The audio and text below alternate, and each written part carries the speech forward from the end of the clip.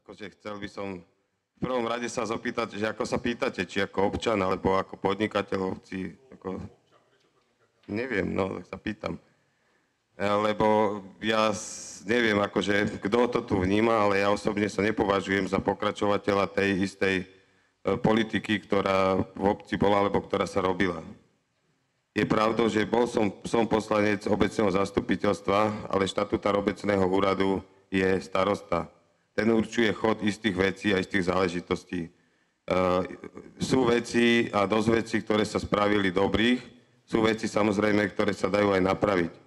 Čiže tak, ako som povedal predtým, chcem pokračovať v tých dobrých veciach a to, čo napraviť treba, s čím občania nie sú spokojní a budem pozorne počúvať a počúvam ich hlas, napravím.